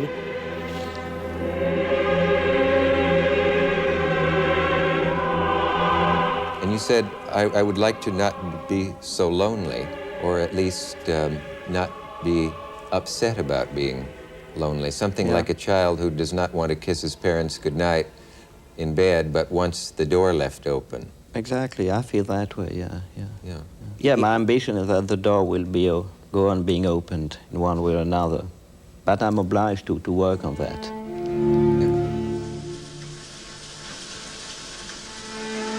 Il est dans un fonctionnement où, de toute façon, on fait le film, ils sont payés, on est ensemble, on est une famille, on mange ensemble, le film est terminé, plus personne demande de mes nouvelles. Plus personne va savoir comment je vais pas. Peut-être vaguement sur le film, une semaine après, si le montage se passe bien, mais tout le monde s'en fout. C'est son fonctionnement, une hyper mauvaise foi. Et donc, il est dans une espèce d'isolement qu'il crée lui-même, qui fait qu'effectivement, les seuls rapports qu'il a, c'est quand il y a le tournage.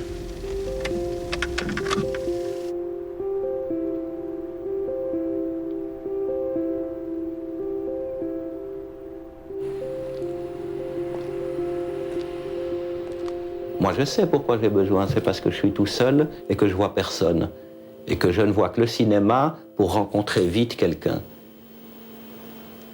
Si je suis dans une salle d'attente à la gare et que je suis tout seul, s'il entre une fille, un garçon comme ça que je veux lui parler, le seul moyen, un moyen direct tout de suite, c'est est-ce que je peux vous engager pour un film qui est vrai?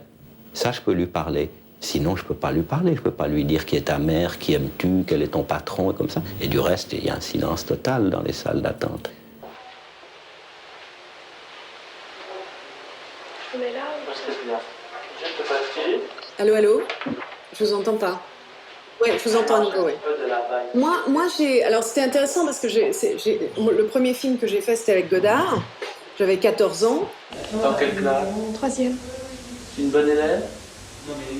Ouais, enfin, je suis moyenne, quoi. Qu'est-ce que tu veux faire plus tard? Je vais faire du cinéma, enfin, je vais être comédienne.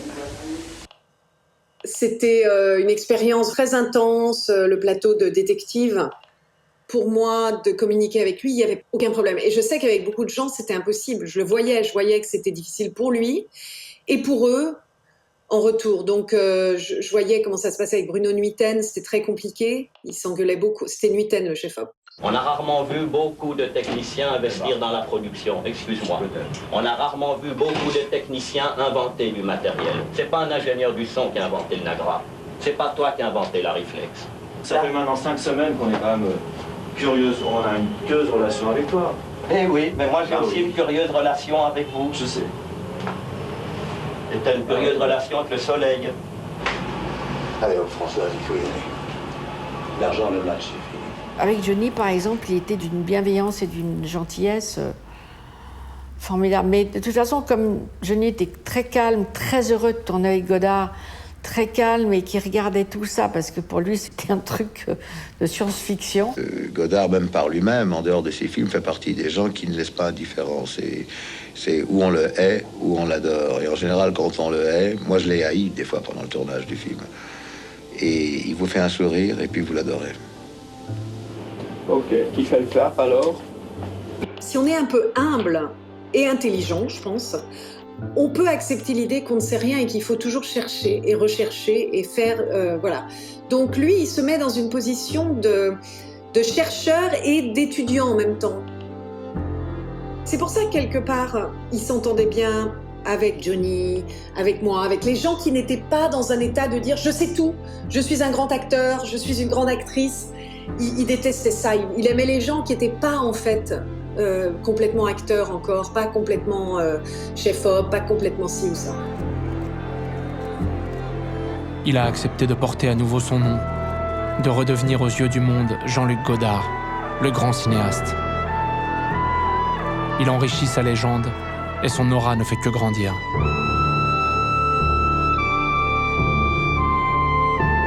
Il joue également dans ses propres films, se donnant des rôles de cinéaste en plein doute ou d'inventeur guetté par la folie. Ces personnages oscillent entre le burlesque et le tragique et rendent poreuse la frontière entre la réalité d'un homme et la fiction que cet homme a fait de sa vie. Ah, très heureux, monsieur Godard. 17 sur 1, 6e. Des gens qui n'ont pas toutes les références culturelles qui sont peut-être nécessaires pour comprendre vos films. On n'a parlé que de références. Mais c'est vous, ça c'est pas moi. Non, moi je saisis votre film instinctivement, mais il me manque tout un background de références que les gens ont autour de vous. Mais il vous manque rien, qu'est-ce qui vous manque? Je vous ai posé Non, dites-moi ce qui vous manque. Mais dans le film. Jean-Luc Godard est considerato un rivoluzionario del cinema. C'est aussi le début d'une reconnaissance internationale. En 1983, à 53 ans, il reçoit le Lion d'Or à Venise pour son film Prénom Carmen. Il faisait des films quand même assez chocs. Je sais que Prénom Carmen, la sexualité, etc., c'était très waouh. Puis il se prenait une tarte à la crème. Une tarte à la crème en pleine figure de la part de quelqu'un qui n'avait pas apprécié la nudité de la Sainte Vierge dans son film « Je vous salue, Marie ». Où se situe Jean-Luc Godard aujourd'hui? Il parlait dans les médias, il allait dans les talk-shows, tout le monde parlait, que des anards, des machins, des trucs de folie là. Philippe, n'importe quel texte écrit moi je savais presque par cœur. Ah, cette force, cette violence par rapport au corps. Et c'est comme donc, ça que le journal. Pas un catholique. C'est comme ça. Si, peut-être. Chaque spectateur qui entre, il dit le titre du film. Il dit « Je vous salue, Marie ». À ce moment-là, on lui donne un billet, il lui donne l'argent. Non, mais j'aimerais mieux parler avec vitesse parce que... Je comprends ça. Je veux dire, parce que sinon, moi, je vais dire tellement de mal de vous que ça vaut pas la peine. Oui, puis ce serait gratuit. Et absolument. Ça serait gratuit, comme vous le dites. Oui. Merci. Au revoir. Bon courage. T'as mis du fond de teint? Ah, moi pas, non. Hein. J'en ai naturellement. C'est ma barbe. Il n'y avait pas quelque chose avec Marguerite Duras aussi, il y avait eu, non? Écoute, Jean-Luc, cette infirmité que tu as, c'est peut-être ça. C'est peut-être ça par où tu dois passer. Oui, il s'engueulait un peu, mais en même temps, il y avait de l'amour, c'était compliqué, c'était bizarre, c'était... Il peut être méchant, mais il y a quand même beaucoup d'amour. Je ne suis pas un être humain. Je suis un être, ou plutôt je suis du verbe suivre, un être humain que je suis. Merci Isabelle, bien sûr. Merci aux professionnels de la profession, comme je l'ai dit. Les professionnels de la profession. Et merci puisque j'ai parlé d'ombre et lumière, aux invisibles. Merci à la standardiste de Gaumont. Il y avait ce truc on donnait toujours à quelqu'un qui allait mourir le César d'honneur. Et je pense qu'il avait fait courir le bruit qu'il était malade. Je pense vraiment, hein. Pour se moquer un peu d'eux, quoi. Vous, l'éternel marginal du cinéma, non? Ah ben oui, mais vous le savez, la marge, c'est ce qui fait tenir les pages ensemble. Et je pense que Godard est vraiment un introverti. Comme il a ce truc social particulier, je pense que les gens comme ça sont constamment dans la création. Sinon, ils deviennent fous. Quelqu'un. Il y aurait quelqu'un et il y aurait quelque part. Et voici la lumière. Voici les soldats, voici les patrons, voici les enfants. Et voici la lumière, voici la joie. Voici la guerre, voici l'ange, voici la peur. Et voici la lumière. Voici la blessure universelle, voici la nuit. Voici la Vierge, voici la grâce. Et voici la lumière. Et voici la lumière, et voici la lumière. Et voici le brouillard. Et voici l'aventure, et voici la fiction. Et voici le réel. Et voici le documentaire, et voici le mouvement. Et voici le cinéma. Et voici l'image. Et voici le son. Et voici le cinéma. Voici le cinéma, voici le cinéma.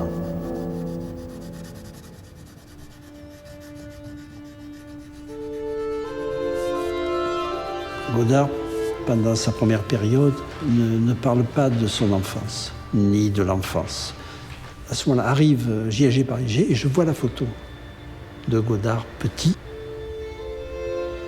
Cette histoire de la photo, c'est comme si d'un seul coup, il essayait de comprendre qui il a été et d'où il vient. D'habitude, cela commence comme cela.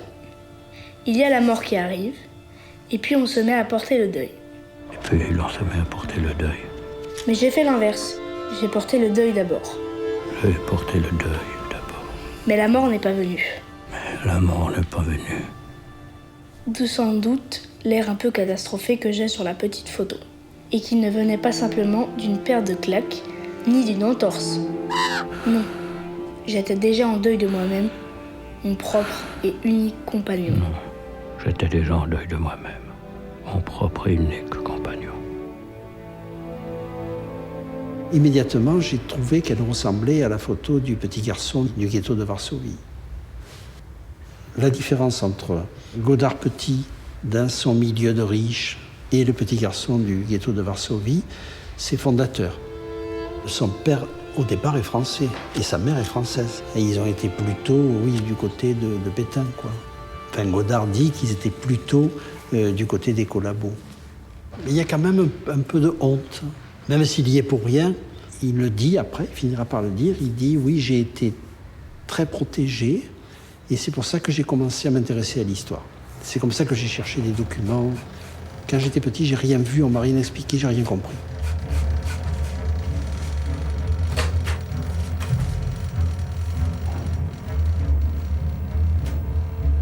Ce retour sur son passé devient le cœur battant d'une vaste entreprise que Godard initie à la fin des années 80. Les histoires du cinéma. Il se dit, je peux raconter mon histoire si je l'articule à l'histoire du cinéma et à la grande histoire. Histoire du cinéma. L'archipel du Goulag.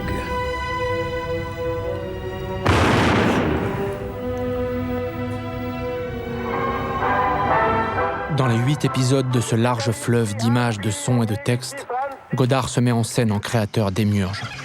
Son ambition, rendre l'histoire visible et, grâce au montage, transformer le visible en savoir. Il ne faut pas raconter l'histoire, il faut la voir, il faut la montrer. C'est-à-dire, raconter l'histoire, c'est la littérature, c'est le scénario, etc. Il dit, ça c'est le mauvais cinéma, moi j'ai des histoires, mais je ne les raconte pas, je les montre. C'est vraiment un art du collage. Il a demandé à beaucoup d'amis et de collaborateurs de lui apporter surtout des cassettes abîmées, des cassettes qui avaient perdu leur couleur. Quand ils m'ont demandé, et moi, je lui ai apporté des DVD, il les trouvait trop nets, trop propres, trop bien. Mais vous n'avez pas des cassettes dont la couleur serait perdue, que vous aviez enregistrées depuis la télévision? S'il faut raconter l'histoire passée, il faut la raconter avec les ruines. Donc pour lui, les ruines du cinéma, c'est des extraits, c'est des fragments, c'est ce qui reste des films, c'est la mémoire qu'il en a. Seul le cinéma peut précisément être légitime pour raconter une histoire qui n'est faite que de ruines. Pour moi, l'histoire du cinéma, c'est une des grandes œuvres du siècle. Et je ne sais pas si on l'a assez dit, la somme que ça représente de travail. Je ne sais pas s'il y a beaucoup d'œuvres, même dans les autres arts, qui ont eu cette importance. Pour composer avec ses machines cette œuvre monumentale, Godard utilise des fragments issus de 495 films différents et de 148 livres, auxquels s'ajoutent des images d'actualité, des photographies, des tableaux. Le travail s'étale sur une dizaine d'années. Le dernier épisode est achevé en 1998, quasiment un siècle après l'invention du cinéma.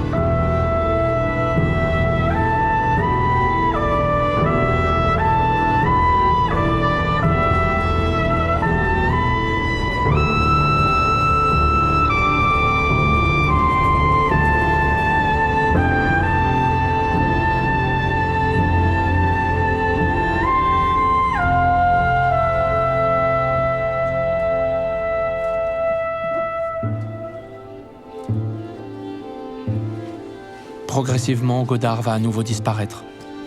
Pour mettre son œuvre en avant, l'homme se retire. Vient le temps du mystère nimbé de mélancolie, le temps des énigmes, le temps de l'ermite de Rolle.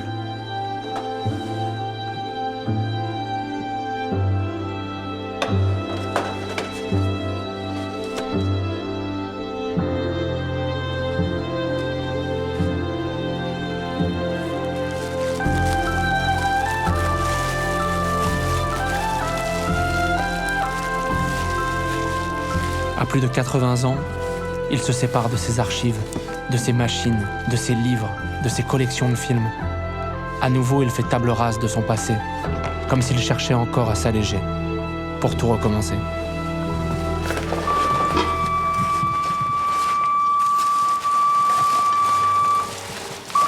Bobine 23, patient.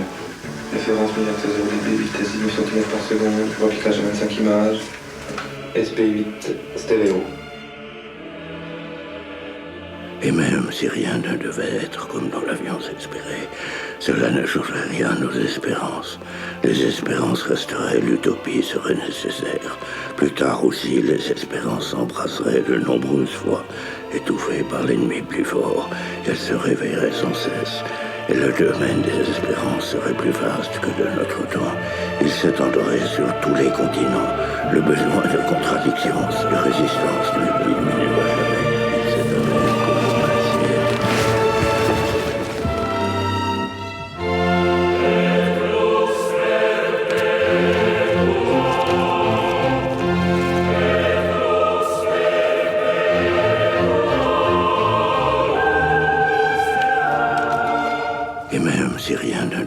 être comme nous l'avions espéré.